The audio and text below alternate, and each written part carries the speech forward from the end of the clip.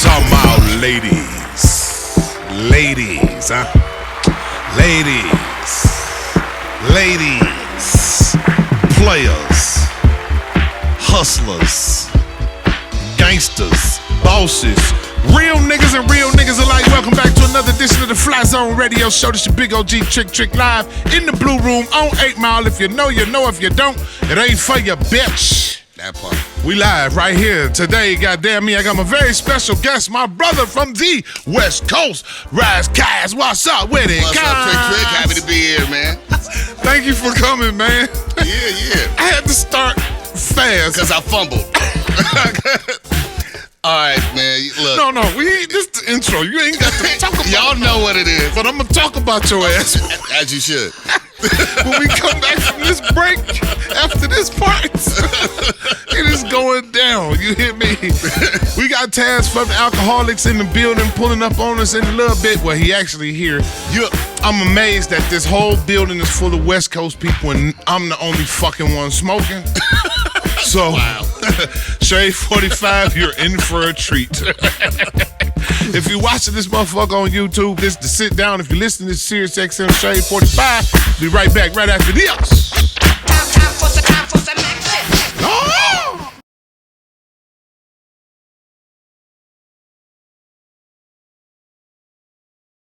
The Fly Zone Radio Show, Shade 45. Download the SiriusXM app if you want to watch this video. Log on to theflyzoneradio.com. theflyzoneradio.com, or you could go to my YouTube channel, which is Trick Videos. Before I get started with my guests, I gotta say, this motherfucker, Mikey, do you remember what that nigga name was? It's a motherfucker took a piece of my Scarface interview, and listen, I don't mind you using the fucking interview if you're gonna mention that the interview came from the sit down, the Trick and Mr. Scarface. Not just use my shit and make your fucking comments on it, you goddamn culture vulture. So acknowledge that when you using my shit, because I'm always gonna interview great people, and I understand that you'll be enticed and influenced to grab a clip of one of my great conversations and utilize some of that footage to expand your fucking opinion on it. Yeah, just don't fucking forget to mention me. I could find anybody. Thank you. My brother! How are you? I got a motherfucker help me find anybody wherever the fuck they at. But how you doing, man? Blessed. Happy to be out here again. I ain't seen you in a while. I know. Man, you used to be out here all the time. We had adventures.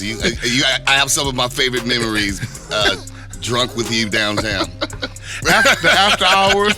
We used to go to Proof Mama house and hang out. Yes. The crack chicken, as the they crack called chicken. it. Believe that. She's yes. the originator of the crack chicken. Fire. Yes, believe that. So what brings you to the great city of Detroit? I am blessed to do something called the Barcode with I'm gonna not be able to mention everybody, but DJ Los and Live, Flashy Tashy. Shout out to licks. DJ Los. Yeah, my brother, Marv One, Miss Corona, John Jiggs, Kid Vicious. So we out here, LA, Detroit. You know what it is. Everybody on the show? Rapping and tapping. Tonight. I'm fucking coming to it's that. Going up. You got to. It's only right. Coming to that. Maestro is at the door. I'm looking at him on the camera. It's Silent Riot. Maestro, it's just I had to buzz him in. So listen, before I go into the music and stuff, I normally smoke with my brothers when they, come on the show. If I pull out what I smoke, I call it cigar racist. so niggas will be like, you can smoke weed in the studio, but then cigarette, you pull out a bugler, niggas act funny. Okay, can you show me? Because listen, now, I've been there. It is bugler. Damn. It's bugler. It is real. This is happening right now. I picked up a bad habit that I liked. They call it a vice. You don't learn about bugler till you go to penitentiary, right? Okay, wait, it's 3 places. It's British. I could be British. You could be. I could be. Okay. Cowboy. Put me up on it. Okay. Cowboys. Okay. Think about it. You watched back in the days, cartoon, they roll with one finger. They own some. I could be a cowboy. This is true. And then prison. One's more likelier than the other two. Russian. Yeah, that part. I believe you Russian. Right, there you go. Russian. Yeah. You didn't know prison. Yeah. Square bear. Picked it up. Liked it. You know what I smoked before these? Beaties. I liked beaties. I didn't smoke weed. What is that? Don't you remember they used to come in the pink pack? It's You would strong. find them in like the Indian places or like Jamaicans. And it was a little pink pack and it was leaves rolled up with a string on it. That's not cloves, is it? It's not cloves, but it's close to. Okay. Cloves still look like cigarettes. These look like a rolled up leaf. And it was called beaties. BDs. And the Fuji smoking BDs. Yeah. Dig that. And I smoked them like it. I'm a weird person. Then I went to prison and it was like, this is good. No, you know what it was? I talked to my mama and I was like 16 and she was like, you didn't get your life together. And I was like, I'm a kid. Fuck it. I started smoking. I was like 15. I took a deal and she was like, when you get out, you get your ass out. I was like, oh, I'm fucked. What you go to prison for?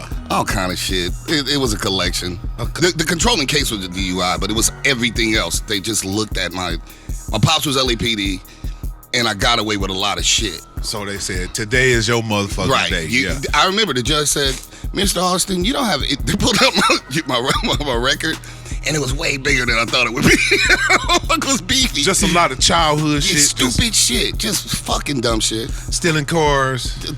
Everything. Was that typical amongst your peers? I picked some bad friends. I did. And so whatever my friends did, I wanted, and not that I would be a liar. My mom couldn't blame my friends because sometimes the ideas were my ideas. So my friends. You was the fucking ringleader.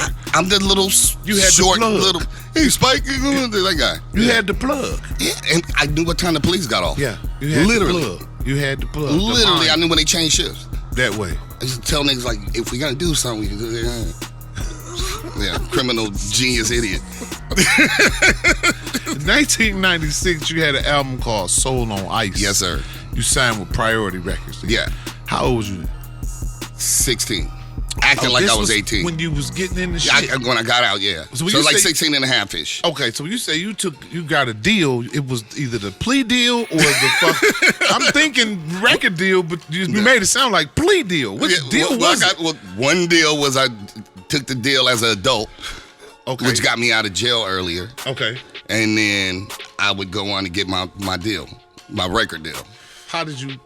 So Wino from, I won't do gangs. Wino from Coolio, rest in peace, is from my neighborhood.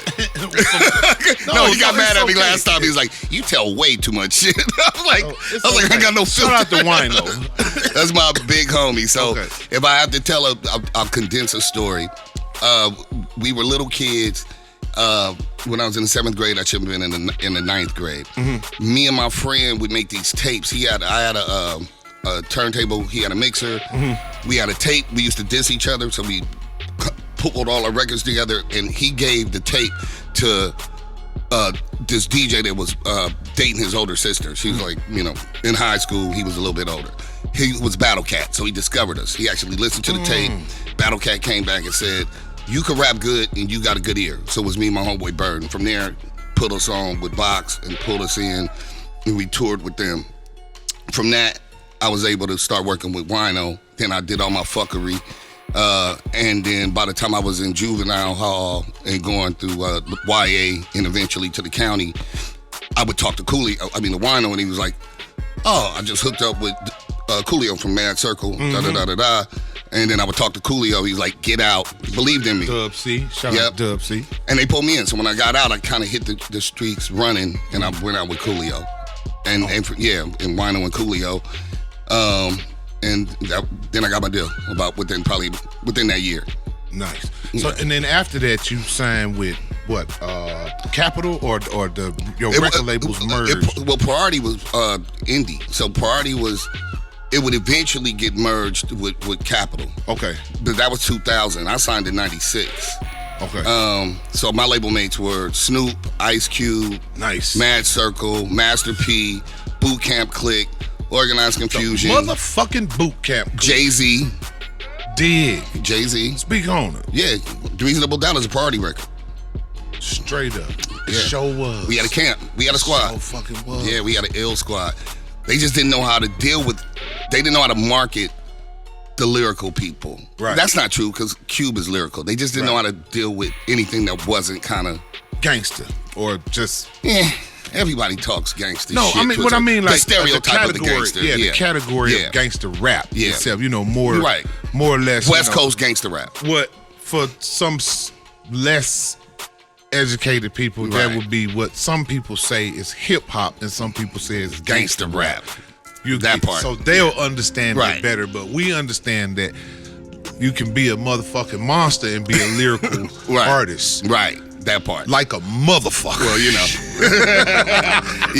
If you know, you know. You can be an MC. Damn. So how did you working with all of those other artists, like was that a process that took you by like everything happening, you was like damn, or did you kind of expect to be with like Mac 10 and Dr. Dre and working with people like that? Well, you know, I came from fan first. I'm a kid. So being a kid that went and bought all those records, you know, literally records. There's, you know, cassettes and vinyls. Right. I never really expected to get that kind of an opportunity to get signed. So, you know, my biggest dream was having a tape or a vinyl with my face on it, with my voice on it. And I wanted people that, because rap changed my outlook on life. Right. You know what I'm saying? Like, you know, Fuck the Police. Those are fundamental records that, you know what I'm saying? Or Rock Him. Like, I started, you know, KRS-One, You Must Learn. And I'm starting to challenge even going to school. Like, what the fuck are you teaching me? It made me start reading independently and learning real facts as opposed to, like, whitewashed so-called history. Right. So I have a big affinity and debt to hip-hop for growing some brain cells, because the path I was going towards was, I'm not the baddest kid, I'm not a gang member, I'm not whatever, you know what I'm saying? I just I had no path, you know what I'm saying? I knew I didn't want to be where my father was. I didn't want to go fight for America, at least the way it's already set up, where white supremacy rules. So I understood something was wrong this way, and I had more in common with my homies that was stepping in and wilding out, but that ain't exactly the route. There's something in that middle, and rap helped me figure that out. Ice Cube, and again, you know, KRS-Ones, and, you know, people giving me a different outlook. So, you know, for me, it was just that wanting to have those people who influenced me to be able to. I just wanted the acknowledgement, like, I'm doing okay. You know, for Tupac to say I was dope, for Nas to say I was dope, for, you know what I'm saying, you know, the same people, Rakim, Big Daddy Kane, you know, the people Red Man, you look people that, and I got those things. So it was it was kind of surreal for me, for those people to start coming up to me saying, like, nah, you special, bro. Like Rick Rubin used to come pick me up, like, before I got my deal. So in retrospect, it probably looked weird as fuck, this really Santa Claus looking white guy in a big Rolls Royce. It probably looked real. Pick up the little short, little black little nigga, black boy. That probably looked real sus, bro. I probably looked sus as fuck. You know what I'm saying? So, but yeah, it was just, that journey was a blessing, man. Just to get the opportunity to meet some of my heroes and actually have an opportunity to have my voice heard. Because everybody got, you know, has something to say and feels, you know, has a point of view and experience, and you know, and some of us have the skill set to get us to the next level. And especially back then, there was no internet. You couldn't pull your titty out, or you know, just to pop. You know what I'm saying? You had to have the skill set. Believe that. I was actually gonna do a song called you know, like, what set you from, and skill set. Yeah, what's okay. Like, because Cuban them could rhyme, niggas could rap. Niggas forget that gangster rap ain't just niggas saying a whole bunch of shit, but not saying it good. Niggas always had like a song at the end, grand finale on DOC, where niggas would bar out. Yeah, believe that. I remember. Yeah, bars matter. Yeah, Q was the only artist that I would say that I really like understanding hip hop and understanding what the difference is between the, you know, sets. Was more like the original reality rap. Right. It wasn't always about what he would do as a criminal without the right consequences. Right. Because people didn't catch on to, a bum rush, or we call the Rat Pack on a nigga for nothing at all, stupid off the 8-ball. I might stumble but still won't lose. Right. Now I'm dressed in the county blues. Like, that's the reality of it. Like, yeah, I've been a whole asshole, but guess what? There's consequences. You know what? I'll give it to Q right after I give it to Face. Face is the first consequences. Yeah. Never seen a man cry till I seen a man die. But you got to go back to DJ Action. So right, exactly. Born Killer, right, and records like that. I'm a born killer. He's face to face with Scarface. You try to act that, and that's a motherfucking waste. He killed a lot of people on his music. Yes, he did. Yes, he did. And that, even though Face talked about a lot, and he is one of my favorite top 5 of all time. Yeah. But, some of the shit he was saying was like, whoa. I don't know if because I was one of the people that believed in order to be a rapper, you had to do the shit. You had to be that. And so I said, well, let me do this first then. I can't make this shit up. Bro. Wait. Let me get all the way in. Right. Let me go. So I can live up to. Rap says I have to carry a gun. It was a certain degree of accountability. There was a certain degree. And once I got sentenced, there was the accountability. Like, no, I'm saying we expected, we believed that the rappers did the shit they said. You're right. The accountability need to be on Dr. Dre and them. That part. Jerry fucking Heller. We'll be right back. You know what we didn't do? We suspended reality because. And I'm from the West. But Dr. Dre, don't you remember now in retrospect, I just sang it to somebody. He said, don't smoke weed, cause it's known to give a brother brain damage. And then nigga came right back with the chronic. Bar niggas brain damage on the mic won't manage nothing but making a sucker and you equal. Ooh, don't be another sequel. Spread yourself. Then that nigga said, do.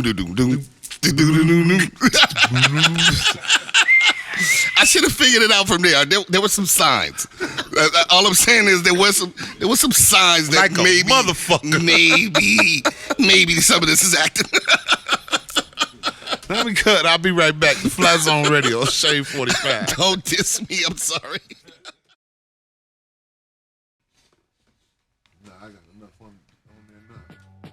The Fly Zone Radio, Shade 45. Don't forget, download that SiriusXM app, or if you want to watch the show, log on to theflyzoneradio.com and click. You'll see it. It's on the fucking page. All that shit. Yeah, you know what the fuck to do. Or the YouTube. You know how to find it. Fly Zone Radio, right? The Fly Zone Radio. The Fly Zone Radio. So the show is Thursdays at 7 your time, on Shade 45, Eminem station. And then the YouTube would come up that night, the day, whenever I fucking finish cutting it. So you can watch it anytime. You can once it's there, right? Yeah, I put them on the big TV and watch it. That part of many movies. Yeah. Because there's some great. I have some pretty great conversations. That last segment we did was fucking amazing. I gotta say, I'm still on these buglers. I'm fucking tripping, bro. Cigarette.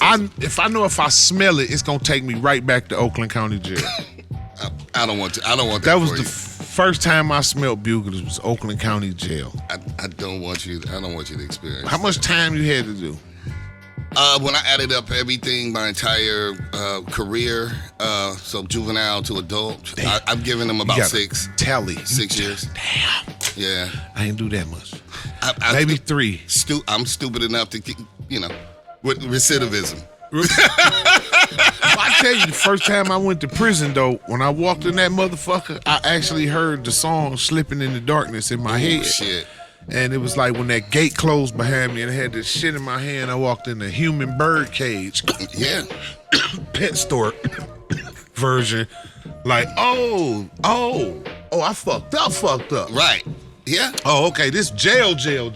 Yeah. My pop said, he had said a hard head gonna make for a soft ass. And I figured it out. I was like, the second time, I was young. Then the second time, I was like, God, like no pussy sucks, bro. This is not it. It's not it. I don't get to use the phone when I want to. Yeah. I kind of want to just walk over there and they're gonna tell me no and beat me up if I go. Like they have like guns trained over there. You gonna eat? I was like, yeah, this is for the birds, man. Yeah, but if you don't want to do shit with your life, it's a great place to go. That's a great, 3 house and a cot. Right. Fuck you mean? Yeah, Go and you get should. yours on, dog. Right. You don't want shit If you out don't of want life, shit, they got you. yeah, they got a place for you. You can argue with niggas just like you all motherfucking day. A bunch of motherfuckers They don't want shit what they like. lying saying they didn't. Oh, Superman. It's the army. Be all you can be. Nigga had 17 bitches and 18 trucks and Bricks. nigga was rich. Bricks. Oh, they sold all the dope. Niggas had keys. Yeah, big Oh, baller. everybody knew the man. But nigga can't get $15 on his books. Or a nigga tell you he was somewhere you was at and something happened. Right. And you be like, no, That that wasn't me. I wasn't there for that. Yeah. Okay, let me see. Let's say. Here we go. My nephew wrote some of these questions for me. Nice. And because he is my producer. Where did little Mikey go? He gone. The little kid, that's the producer. That's nice. one of our producers. That's what I'm talking about. We got students all over here. They film movies and everything. That's what they build the squad now. That's Yes, what you're supposed to do. yes, sir. He said there was some kind of misunderstanding with you and Alchemist over a beat Oh, man. that he sold to you and Jadakiss. Yes, of course. But that's such an old story. Imagine a fucking 14-year-old. Is right now. Yeah. I mean, I'll address it really quickly. I bought That is crazy that a 14-year-old has this question I know. for you. Well, you know, that's a testament to the strength Because I didn't know the nothing record. about this. You didn't? Not that. Not you. No, I mean, Yeah. it must have been really fast. No, it's been extended forever. It's hilarious. Yeah, no. I was working on my third album, which was called Van Gogh. So this is around 2000-ish, 2001. Mm-hmm. I bought a record from Al. He was in New York. He was kind of under producer. He was always with Mobb Deep. Mm-hmm. So I bought the record from Al. And then I came back home to LA. I did a deal for 3 records. Mm-hmm. I ended up only buying 1, so I basically paid him plus 1.5.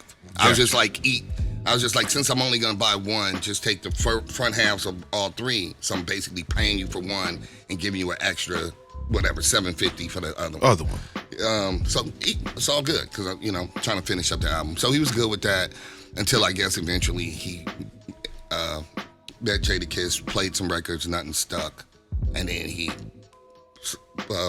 sold on the record. I didn't know that. We were manufacturing our vinyl. He'd already signed the contract. So he lied about all that. It came out, literally, we found out on a Friday. My A&R and I forgot the locks. What was the label DMX and them were signed to? Def Jam? No. Rough Riders. Rough Riders. So my A&R and they A&Rs were New York niggas was playing the records like, oh, we got an ill single from Al, you know what I'm saying? Play the record, same record. We like, yo, we don't have to deal with this, but we got the contract on it. Oh, you was there for that listening session? No, I got the call. Okay. So I get the call on a Friday. I'm like, really? What the fuck you trying to sell? And we, like I said, you can see it. Like, we manufactured vinyl, Priority Records, Wooty Wham. That shit's done. Yeah. And we're getting those vinyls in like 2 weeks. Yeah. Find out, Broden double sold the beat on the low, resold it. But we can enforce. We can do a cease and desist. So we're going to deal with that on Monday. What we don't know is the Rough Rider niggas go directly to Hot 97 and go spike the record Saturday. So Flex play the record, blast it 4 or 5 times in a row. It's a hit, out of here. My niggas call me from New York like, yo, they playing your record with the locks on it. I'm like, why do you know what I'm saying? So I try to call in. They won't let me in. I'm a West Coast nigga. They don't let me get in. And then Monday, the other part is I got Ashkenazis too. I got lawyers too. Right. So they like, well, what you want to do? We could just shut it down because for some reason, Priority hated Def Jam. I have no idea why. So they is anxious. They like, he's added this record. It's on his vinyl. This is before digital, and it's on his CDs and his cassettes. They're like, we just cease and desist. He's shipping 1 million. He's fucked. So if I would have cease and desisted Jada, I would have ruined his career because nobody's coming back from having to go burn up 1 million CDs, cassettes, and vinyls. Right. And so the way I looked at it, perfectly honest, I'm a fan of the Locks. Right. I thought what Alchemist did was weirdo, but I had other strong records. I had a Dre record with Busta Rhymes. I had Nani on 2 records. I had a Kanye beat. I had, you know what I'm saying? Nice. You know what I'm saying? I had 2 Scott Storch records. Like, my record's crazy already. Paul Rosenberg used to write me in prison like, yo, this fucking record's crazy. That's how strong my record was. Well, Paul would write me in prison. I went to prison after that. But damn. Well, I told you I had a stint. I didn't learn. But, yeah, so essentially, Al sold the beat. I never took it that Jada, you know, he didn't know. He just bought a dope beat. And that was, you know, and if I would have enforced it and did it the legal way, as a fan, I felt like that was just damaging to an artist. Yeah. And I felt like it ain't his fault. It ain't his fault. If I felt like it was intentional, I would have did my legal recourse. I would have done what I could. But I knew that would really fuck with somebody, and I wouldn't want that done to me. What happened was the record blew up. It wasn't really even initially a single, but that Spike made his song was not the Pharrell record, Knock Yourself Out. Mm-hmm. That was Jada's single, but the record activated, blew up so big that became a single. I still used it. It was out. Yeah, we had the vinyl. Right. And so I just kind of let it go where we shared the beat. You know what I'm saying? But Al kept lying. So he's lied for 20 years. There's other backstory. I mean, grab bro up, all kind of stuff, but it wasn't even worth it. But he just, what I didn't like was, get off of it. Sometimes it's just cool to man up and say, hey, man, we went through a journey. I did the wrong thing. We went past it. I don't think doubling down on some sucker shit and lying about it is respectful. Right. I mean, you bought the beat. Dude, documented paperwork, everything. Okay, right. So that means it was yours. If you, Priority Records, if you've seen the vinyl, they not pressing up vinyls with Capitol Records 2000. They're not doing that without handling business, a corporation. Right. And the reason I'm asking this is not to egg it on, but because there's a lot of that where producers double sell beats. And, you will hear another I heard a record that I did with my group, me, Tretch, and Bumpy Knuckles, OGology. And then we was hanging out with Dog, and that bitch came on at the compound, nigga. I'm like, damn, I know this beat. Same producer, the whole jump. Yeah, and Snoop was like, I said, damn, Dog. I said, we got a record. Me, Bump, and Tretch got a record to that beat. And he said, oh, well, shit, y'all can have it. He's like, this just shit I just be working on. I was like, well, shit, we just working on it too. Did he buy it or did he get a... I understand people get beat I think that's what happened. It's like he got the beat pack, you know what I mean, from Dog. Right. And he hadn't communicated. 100%. That happened. But that's fair. I can respect that. But sometimes a nigga actually out be of like, beats, that's what happened with Bro. Yeah. He ran out of beats and he had this opportunity. How the fuck you run out of beats? Dude didn't like nothing, so then he was fuck. In his brain, I'm sure he was thinking, I ain't gonna get another chance, or I gotta give him something. I know I got this one thing that's kind of crazy, even though I sold it. Because it made sense later on. He hit me like, hey, man, you know what I'm saying? You still you? I'm like, yeah, we manufacture it. Yeah. But he never told me. He kind of talked around it. And I was like, nah, that shit's like in the wind, bro. Like, we manufacture. I remember because Exhibit had blew up by that time with the Bitch Please and all that shit. And I remember the company was like, you should put Exhibit on it. I was like, you groupie motherfucker, shut up. You didn't care about Exhibit until the Bitch Please. I'm not putting him on. He's on 2 other songs on the album. I'm not putting him on this fucking song, on this Alchemist beat. So it's funny because label shit. Groupie shit. And so, yeah, like, same difference. But, for me, it was just, he had no excuse. It's just, at the end of the day, I fought with the label. My record, that vinyl came out, but that album didn't come out. And so I feel like everything worked out the way it should in the universe. That was Jada's biggest record. Right. So at least for me, I was like, I got a good ear. Right. Picked a good record. Hooks are very similar. I barred out the record better in my opinion. I'm not gonna sit here and lie. I mean, From same. Jadakiss. Yeah, What the fuck is the record? We Gonna Make It. We go. Oh, that was your record on your album. Yeah, that was it's on, called Home Sweet Home. Ain't no disrespect to Jada. You know what I'm saying? Yeah. Damn. I spit a mouth full of pimp shit, ready to smack you. Who babble flammable medleys? Deadly the mammal. Don't wear no fucking backpacks. I ain't no gangster And rap. they didn't know.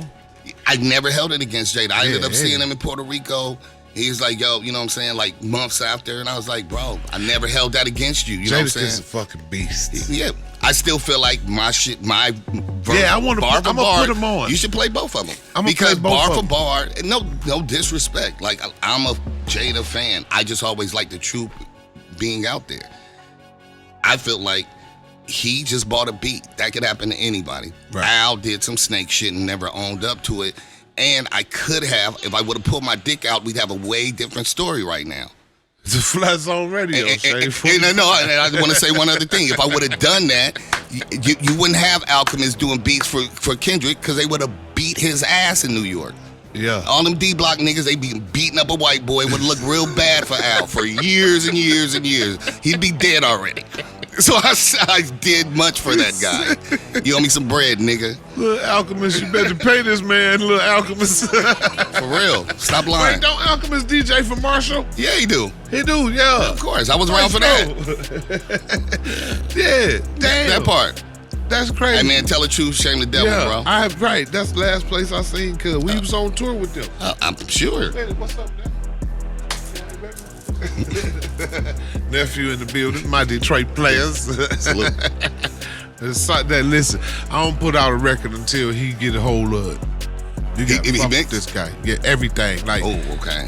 when we do our, it's a group of us that we do our records. We finish our albums. We get some beats from them. Mm-hmm. Do our albums, and in the album entirety from A to Z, you like, yo, nephew, pull up. It's ready. And then he'd take it for about a week. And then when you get it back, it's Voila. like, what the fuck? So mixing, arranging, everything. Just I need that. I need that in my life. he's the guy. But I wanted to ask you before we go, because I've been seeing, like, I don't want to be picking, but culture vultures. Okay. These, and I don't mean to ping off Alchemist. That's kind of what it feels like. I do feel like it. But I was on that. Y'all know when I walked in, I was talking shit About a culture I started vulture. the show about that. And now that I think I found out that motherfucker black. So Hey, you can still be a vulture. you Or can still Sambo. it should be in you. You know what I mean? Right. It should be on you. But like it's this guy Adam, I know you're talking about. 22, Yes, sir. and then it's another one, Vlad Okay. TV, and many more Right. that just come from out of the woodworks and then just kind of hold a dominating position over beef between black people. Is that all right? So let me be as honest and clear as possible. I know Vlad. I've known him for a long time. I knew him when he was running around following Game, and 40 Glock was running with 50 Cent. So I've known him for a long time. I have nothing particularly against Vlad. And the Adam 22 brother, all I know is he let people fuck his chick. Yeah, I don't know. Yeah, that's his thing, like porn or something. I don't know. So See, I just notice every time I see something going on between, when it pop up and you see it, and people, But it's are we these blaming cats him in the middle of it? But we know that I'm a Libra, so I'm gonna pick the other side. We enjoy watching the train wreck. We do it collectively. I'm doing a collective black people shit, especially in our genre of music. It's always beef and niggas talking shit, and the bitches is eat my pussy and give me some money, and the niggas like, I slapped the bitch and whatever. So Why do you think that is? Because we are fucked up in the head, but that's a different thing. No, because that's where we trying to. Well, that's the whole point of bringing it up is we trying to get to my question is this though: if we know that having a different complexion gets you more opportunities to exploit whatever that thing is, it's not fair that people talk shit about Beyonce when she's from Texas doing country music. It's racism. We don't call it. So when white people, when white people, I know, right? But when white people, they get an unfair advantage in the country we live in. We know that. And so it would make sense that Larry Bird was never fucking like Magic Johnson. But my question is, how do you feel about those particular type of people in the middle of so much goddamn quarrel amongst our own fucking people? I mean, I don't know if I hold them that accountable. If it wasn't them, it'd be somebody else. I feel like they get the opportunities, they get the sponsors, they get the views. I don't believe there's an algorithm. I think it's a white nigga named Al, and he just picks who he wants. I don't believe in no fucking algorithm, bro. One person, a white motherfucker named Al. Al with no rhythm, nigga. Al's got no rhythm. And he's picking winners, bro. You watch it with fucking the Tesla nigga with Twitter right now, with X. He picks his winners. White boys, this shit ain't never been fair. White boys is gonna get more opportunities, and that's what they doing. I hate to make it sound so fucking blatant, but it's true. Okay, no, I don't care about the opportunity. And expose. The complexion for the connection is real. Exploit, but we've been exploiting beef, and if they get a bigger pedestal to exploit it, then what did we expect? We create the drama. We keep creating, but we allow it. And if you want to, I mean, that goes with the whack 100s or whatever. We keep watching the train wrecks. We like when so-and-so get on there and be like, yo, fuck him and fuck that. Because Dr. Dre used to say this, controversy sells records. Controversy gets views. Controversy gets followers, whatever you want to apply it now. But what's in us that we enjoy the negative sides of our experience? We truly do. I've said it many times. I'll get way less views if I posted me buying my niece a car because she graduated college than if I showed you my niece got fucked by Drake. Like, people are fucked up in their head. What we value is fucked up. So I can't be mad at exploiter for exploiting. Did your niece didn't get fucked by Drake? No, I would have got, he'd be dead and I would have got some money.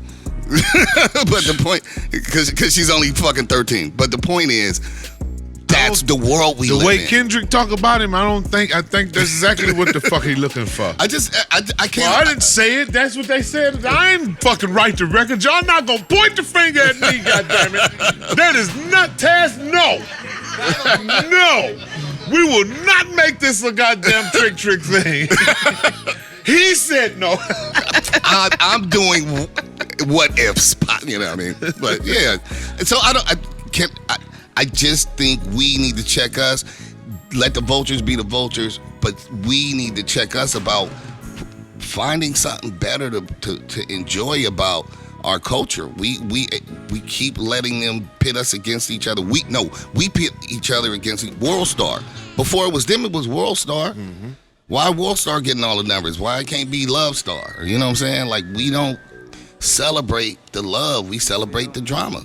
We're born in perpetual drama, and I think we thrive in it. I know I did. I used to thrive in chaos.